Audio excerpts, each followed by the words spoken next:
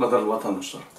Men şu videoda bizim taliplerimizin ýagdaýy boýunça gepleşesim gelýär. Soňky günleriň içinde bizim 3 tane talipimiz özüne kastetdiler. Şularının hostarları pul geçip bilmän soň, kartalarına pul bolman soň, işler bolman soň, watany dunup gaýdyp bilmän soň, bolup geçen kösünçlere çıdaman özüni kastedýärler. Şol taliplerin hostarları ölünü işlip hekimiň ýanyna kömek diýip barsalar, hekim gün aýdýar. Men näme kömek edýän? Men hiç zat başaramok diýip. Meň elimden zat gelen ok. Bular banka barsa konvertasiýa etmäge pullaryny bankir gün aýdýar. Menne buyruk we ýokardan men pul geçirdik bilemok diýip. Ine şu zatlar Türkmenistandaky diktator rejiminiň hakyky şeklini urkudýar. Bize bir zat bolan ýagdaýynda hökümet ýok ýaly. Öz problemaň bilen galýan. Diňe özüňe dayanmasaň, hökümetten derek ýok hiç ýeri. Kyn ýagdaýda bir ölüm talipiniň ejesi bilim ministrine baryp, gyýgyryp, söýüp, ýol başçylaryna hemme zada aýdypdyr. Olay ýalmaşgala gynanyp, ağlap, Rusiýada oglunyň okuwyny guturup gaýdyp bilmedigine, okuwy guturan soň banklar pul geçirmeýänligi sebäpli şol talip oglun aç galmadýaly we öz watanyna gaýtmak üçin, pul ýygnamak üçin stroyka işe gitdi. Şol ýerde de betbaşylygyň esatyna aýrylýar şol. Şol oglunyň ejesi ýol başçylara gün aýtdy. Şol oglunyň jesedini getirip bilmese, bu meselenin izi gatirret guturjakdygyny ýol başçylara ýatlatdy. Biz şol taliplerimize Türkmenistan'ın daşına özünü kasteden ya da betbaşçılık üstünde ölün adamlara öz gıynancımız bildirýär. Olun hossalarına, enatılarına öz gıynancımız bildirýär. Olunların yatan yerleri yaktı olsun. Men hemme taliplerin hossalarına ýülenýän, enatılarına, doğun anlaşlarına. Sizin hem çağıranız Hudaý saklasın, şu ýagdaýa gelip biler. Pikir etmeyen bu zatlar yekertek bir yerde bolan zat. Yok. Gynansak da şuraya gynanç habarlar gelip dur. Biz öňden aýdyk ýagdaýlar gün-günden kıynaşar. Türkmenistan krizise batdy. Türkmenistanyň krizisten çıkmak planı yok. Okuyupsa klown, idiot, narkoman, heroin urup ýören prezident Türkmenistanyň krizisten çıkart bilmez. Siz Türkmenistanyň prezidentine dayanmam. Türkmenistanyň prezidenti Berdimuhammedow şu günün kyn ýagdaýyny döreden. Bar ýokardan gelýän görkezmeler şonuň adyndan gelýär. Berdimuhammedowyň esasy görkezmeleri, dil görkezmeleri olum gadagan etmek.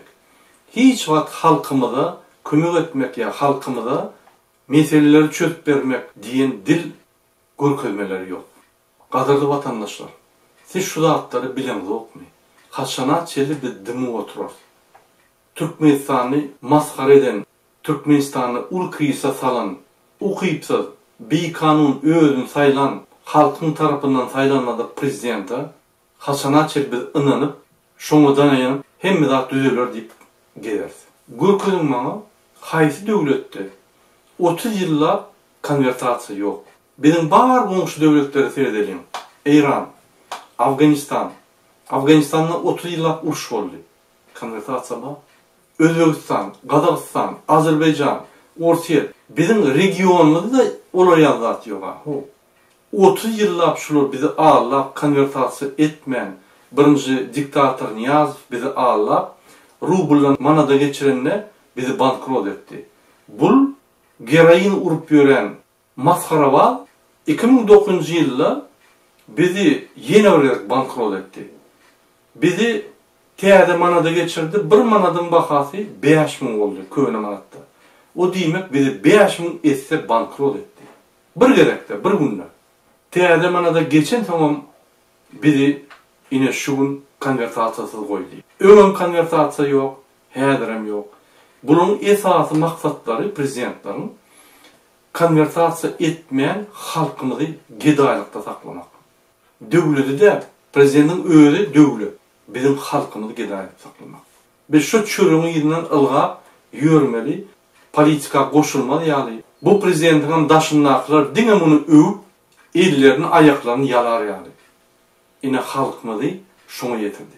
Devletimizi şuna östürüp getirdi. Hiç ili ötüş yok. Tağlaçılık var. Bizim devletimiz tağlap milyarder oldu yeğenler bilen. Bizim halkımız garip olup ülk gibi oturuyor. Yine şunun esası maksadı. Kaçanla bir biznesmen ya da bir adam işleyip, salık tölep kalsa onun o konkurensi oluyor. Şunun için bunun esas maksadı hiç kim kalmadı yani. Her kim bir demlikte garip olmalı. O korrupsiyon ministrlara bir-birden basıp gidip oturuyor. Olaram 2 yıllık bayi adamlar. Son maşgalası tohumu bilen gedaçılara gidip gidiyor. Yine şu sistemanı dörüdün Jadanlı'nın Hramov şonu da yol oluşturuk ediyen Berdimuhamedov. Men taliplerin hostarlarına yüzüyorum.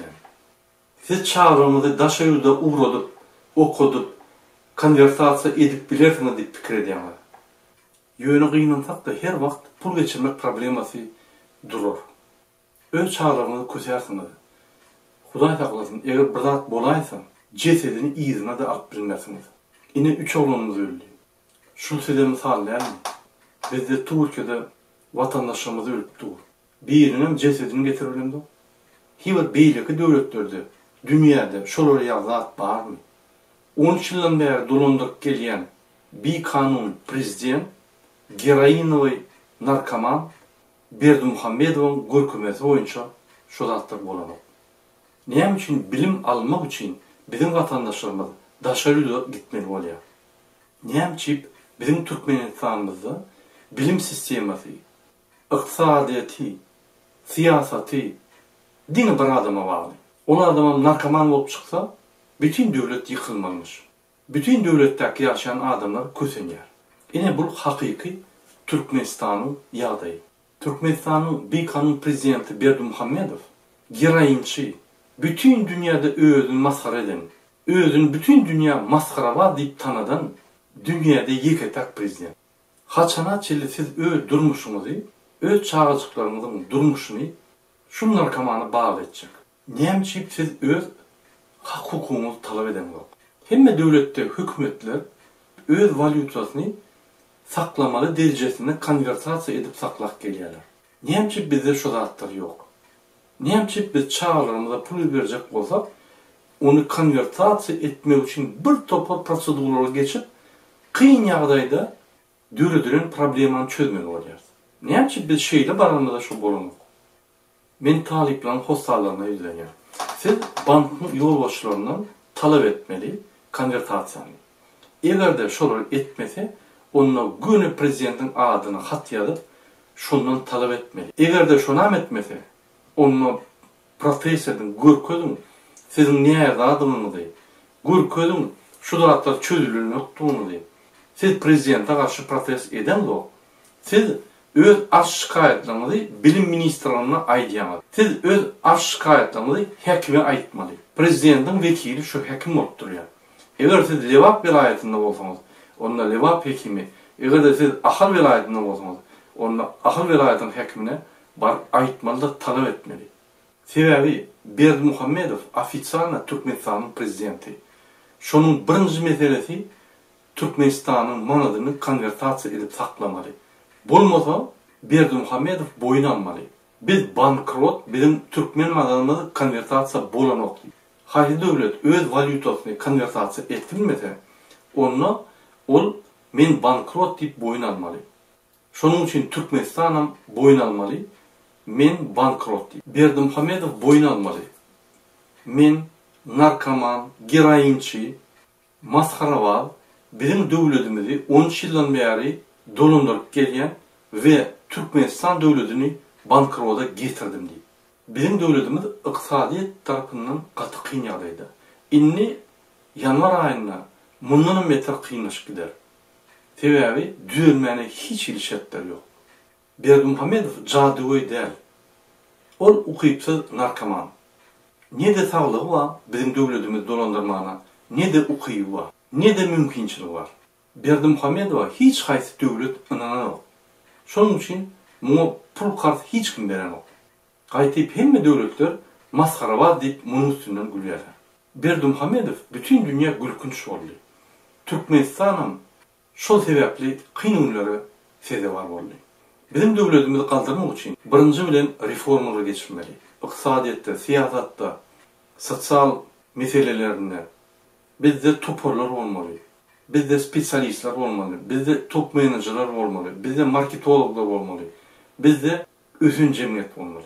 Şu şertler bolmasa bizim Türkmenistanymyz galybilmeýär. 30 ýylda şolun bar ösüş diýen zatlary dine özüni baý etmek ve özüni öz çağlaryny milliarder etmek. Niyazwa eýýem etdi, bulum şo ýolda. Bizim halkymyz bolsa dine geda etmek. Men köplenç esasanym daş ýurtda okuyan taliplerin gülleşýän. Olun köpüsi öýüne dolanmak islemeýärler. Olun enatalaram şolara maslahat bermeýärler. Bu zatlar Türkmenistanyň 30 ýyldan bäri gelýän tragediýasy. Bizim halkymyzyň tragediýasyny 30 ýyldan bäri döredip gelýän iksan diktator Niyazow we Berdimuhammedow. Şuňky tragediýa gelecekde de dowam etjegini ýagdaýlar görkezdi. Biz Türkmen halky bolup barymyz agzy bir şu tragediýany saklamasak şo bolardy. Gadarly talipler. Men sizin öz watanyňyza dolanyp gelmejeňizi gowy düşünýär. Dogrudanam pikir etsem baryp näme görjek? Ne iş var? Ne sizin diplomlaryňyzy tasdiklarlar? Ne de hökümet size iş verir? Elbette siz daşarypda kalmak üçin ansat yol tapyp bilersiňiz. Yaşamak üçin amatly ýurdam saýlap bilersiňiz. İşlerinizi noldan başlap ýuwaş-ýuwaş kalıp ve özüňizi tutarsyňyz. Ya da şogly bolsaňyz hünäriňiz boýunça da işläp bilersiňiz. Halayan gyz tapyp öýlen maşgala bolup bilersiňiz. Çağlarınız dünya inip täze ýurtlary watan bolaşylar. Howla bu häzirki sizin mümkinçiligiňiziň biridir. Elbette bu pikirlerinden manisi bar. Ýöne näçe ýyllar köp geçdigiçe şonça ýüregiňiz küýser. Watançy duýgularyňyz güýçlenir. Ýat ýurtda sizin statusyňyz näçe ýokary kalsa da şonça da ýüregiňiz küýsenir. Enatalardan, dogan arnaşlardan, çağılyp geçen ýerlerden, öz owaňyzdan, öz şäheriňizden, watanyňyzdan. Siz köp ýyllardan soň düşünersiňiz. Durmuşyňyzda iň möhüm zady unudanyňyzdan. Sizin durmuşyňyz öz enataňyzdan, dogan arnaşyňyzdan, watandan daşda geçendiňi. Öz şatlygyňyzy, öz gynançlygyňyzy öz enataňyz bilen, dogan arnaşyňyz bilen paýlaşyp bilmediňizi puşman edersiň. Siz Türkmenistanyň içindäki türkmenler ýaly öz enataňyzyň soňky neçeli ýanyna ýaşap bilmediňizi, şol sizin ýalňyşyňyz diýip ahir düşünersiň. Elbette häzirki Türkmenistanda ýaşanyndan başga ýat döwletlerde azatlykda ýaşanyň näme degeni ok. Ol düşünükli. Ol bir dogry pikir. Ýöne men sizi başga bir güýçli we baxtly ýoly hödürleýär. Siz bizim bilen, halkymyz bilen bile diktatora garşy işini görüşüp Türkmenistanyň azatlyga çykaryp bilersiňiz. Biz sizin bilen täze Türkmenistan dini ösýän we öňe gidýän döwleti gurup bilersiz. Täze Türkmenistanyň sizin mümkinçiligiňiz ummasyz köp bolar. Sizin Türkmenistanyny östürmäge hakyky wagtyňyz geler. Siz isleseňiz spesialist, ýolbaşçy, minister, döwletiň ýolbaşçysy bolup bilersiňiz. Ol wezipeler beýleki demokratik döwletlerde ýaly sizin ukybyňyza göre saýlanar. Täze Türkmenistan ýurdumyzda bizim barymyz erkin ýaşar. Öz çağlarymyzyň ýanyna, öz ene atalarymyzyň ýanyna baxtly durmuşda ýaşarsyň. Türkmenistanyň dünýäde awraýy uly bolar. Ýurdumyz elmidama sizi gorap durur ve dünýäniň islendik ýerine size kömek eder. Täze ulujak demokratik Türkmenistanda hemmelerde den mümkinçilik olur. Siz öz ukybyňyza göre gaty çalyp ösüp bilersiňiz. Ine şu durmuşa barmak üçin biz diktatory aýyrmaly. Bize diktatory aýyrmana hiç kim kömek etmez. Sebäbi diktatory aýyrmak we täze demokratik döwleti gurmak bu bizim halkymyzyň borçdur. Şonuň üçin öňe beýik Türkmen halky, Türkmenistan diňe. Sağ olun.